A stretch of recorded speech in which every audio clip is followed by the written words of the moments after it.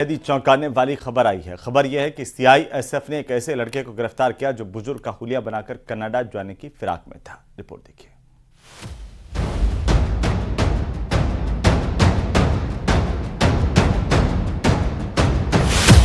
Delhi airport पर फर्जीवाड़े का पर्दाफाश।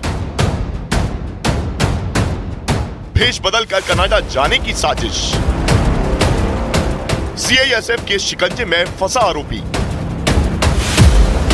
व्हील चेयर पर बैठे जिस शख्स को आप देख रहे हैं, ना तो वो शारीरिक तौर पर लाचार है और ना ही उसकी उम्र इतनी है कि व्हील चेयर का सहारा ले, लेकिन कनाडा की ख्वाहिश में इस शख्स को ये फर्जीवाड़ा करना पड़ा।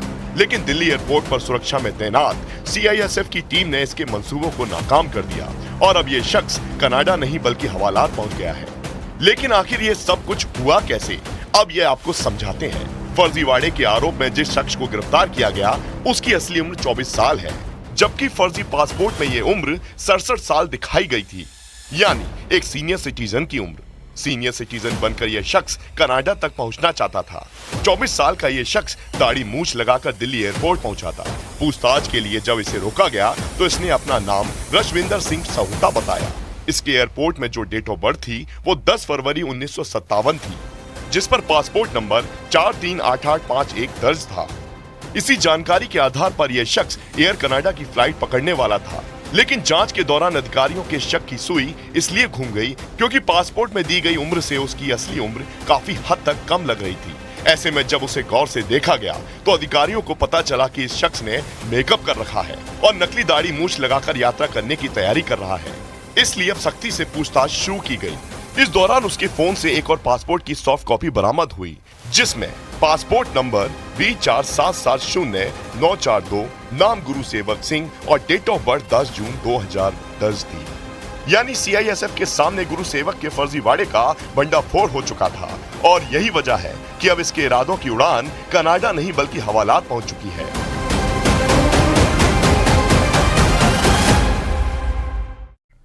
और इसी बीच तमिलनाडु से बड़ी खबर आ रही है, जहां कुल्लाकुरिची में 30 लोगों की मौत होने की जानकारी मिल रही है। जहरीली शराब पीने से 70 से ज्यादा लोग बीमार हुए हैं। जहरीली शराब से मरने वालों का आंकड़ा बढ़ता हुआ नजर आ रहा है। तमिलनाडु से इस वक्त की सबसे बड़ी खबर, जहां कुल्लाकुरिची में 30 लोगों की मौत हो गई है। दरअसल जहरीली शराब पीने से ये मौत हुई है, इस तरह की जानकारी मिल रही है। 70 से ज्यादा लोग बीमार हैं, जिनका इलाज अस्पताल में जारी है। बहरहाल ये आंकड़ा और ज्यादा बढ़ सकता है। कुल्लाकुरिची की ये घटना है जहां पर जहरीली शराब पीने की वजह से 70 से ज्यादा लोग बीमार हुए। वहीं दिल्ली के पास यूपी के गौतम बुद्ध नगर जिले में बीते 24 घंटे में 14 लोगों की संदिग्ध हालत में मौत होने से सनसनी फैल गई है। आशंका जताई जा रही है कि भयानक गर्मी की वजह से ये 14 लोग मारे गए। 24 घंटे के अंदर 14 शव जिला अस्पताल लाए गए हैं। कुछ शव पुलिस लेकर पहुंची तो कुछ मरने वालों के परिवार वाले। इनमें से 6 से 7 शवों की अभी तक पहचान नहीं हो पाई है। इन 14 लोगों की मौत की असली वजह आखिर क्या है, यह जानने के लिए उनके शव को पोस्टमार्टम के लिए भेजा गया है। जो एक गर्मी का सीजन चल रहा है, बहुत ज्यादा लू चल रही है, 46-47 डिग्री टेम्परेचर है, तो सपोज अगर ये कोई नॉर्मल बीमार भी है, डायबिटीज है, हाइपरटेंशन है, वो धूप में जा रहा है, तो उसको बीमार होने के चांसेस ज्यादा रहते हैं। अब किस वजह से उनकी मृत्यु हुई है, ये तो पोस्टमार्टम के बाद ही पता चलेगा। तो दुनिया के सबसे बड़े लोकतांत्रिक देश भारत में लगातार तीसरी बार मोदी सरकार बन गई है, लेकिन 2024 के चुनाव में वोटर्स को प्रभावित करने के लिए विदेशी दखल का भी खुलासा हुआ है। आखिरकार ये पूरा मामला क्या है, रिपोर्ट में समझिए।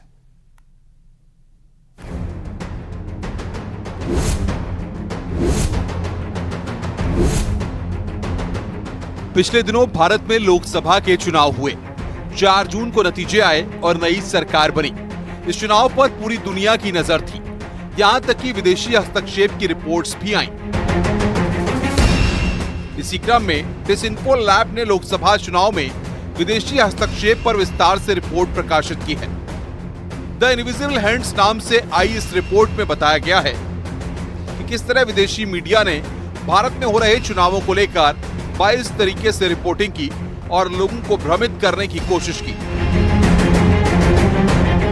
रिपोर्ट में कहा गया है कि भारत क्षेत्रीय शक्ति के रूप में उभर रहा है।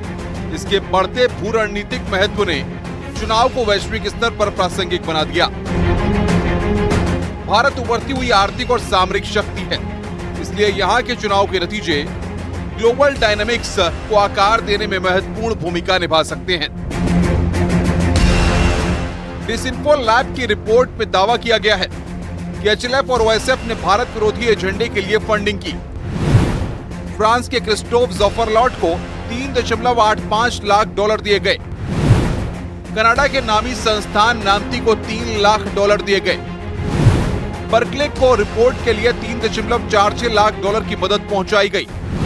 ह्यूमन राइट्स वॉच को 3 लाख डॉलर की मदद पहुंचाई गई।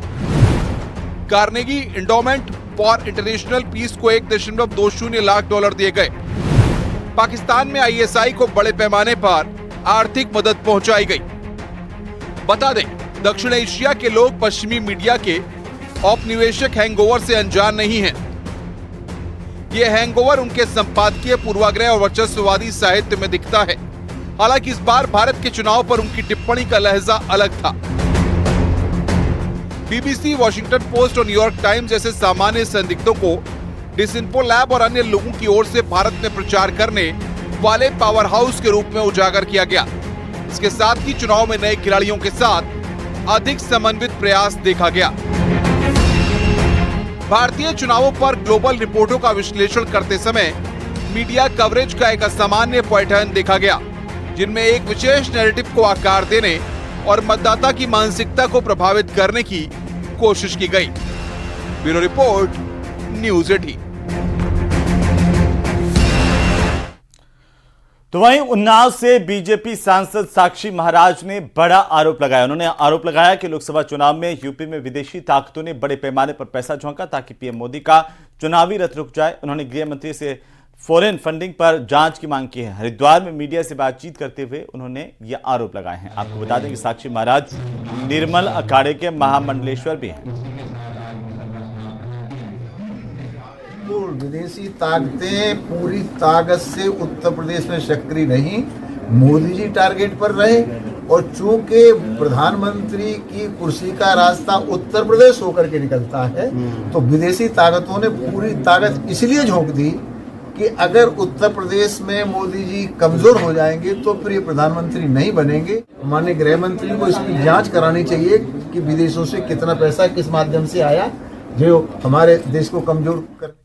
तो वहीं अंतर्राष्ट्रीय योग दिवस से जुड़ी बड़ी खबर है। 21 जून को योग दिवस मनाया जाएगा। 21 जून को अंतर्राष्ट्रीय योग दिवस है और महिला सशक्तिकरण के लिए योग होगा।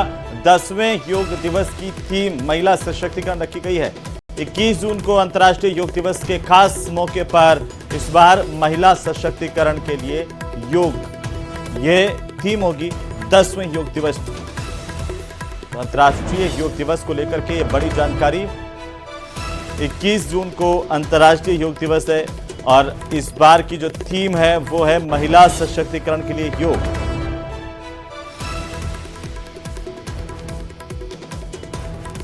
तो वहीं पटना हाईकोर्ट की तरफ से बड़ा फैसला किया गया। बड़ी जानकारी है, इस वक्त की सबसे बड़ी खबर आ रही है। जातीय गणना के बाद सीमा को बढ़ाया गया था, उसे रद्द करने का फैसला पटना हाईकोर्ट ने सुनाया है। जातीय जनगणना के बाद आरक्षण की सीमा बढ़ाई गई थी, उसे रद्द करने का फैसला हाईकोर्ट ने दिया। हाईकोर्ट ने मामले में आदेश दिया है। पूर्व निर्धारित आरक्षण की सीमा लागू रहेगी। 50% से इस सीमा को बढ़ाकर के 65% किया गया था, उस पर हाईकोर्ट ने रोक लगाते हुए इसे रद्द कर दिया है। 9 नवंबर 2023 को फैसला किया गया। सरकारी नौकरियों और शिक्षा में आरक्षण का दायरा बढ़ाया गया। 50% से बढ़ाकर के 65% करने पर हालांकि सदन में भी सहमति बनी। ईडब्ल्यूएस का आरक्षण मिलाकर 75% रिजर्वेशन और ओबीसी को 12 से 15% किया गया था। इसका दायरा भी ओबीसी के लिए बढ़ाया गया था। ईबीसी के लिए 18 से बढ़ाकर के इसे 25% कर दिया गया था। एससी के लिए 16% से बढ़ाकर के 20% किया गया था और एसटी के लिए 1% से बढ़ाकर के 2% किया गया था और इन पर हाईकोर्ट ने अपने फैसले में रोक लगा दी।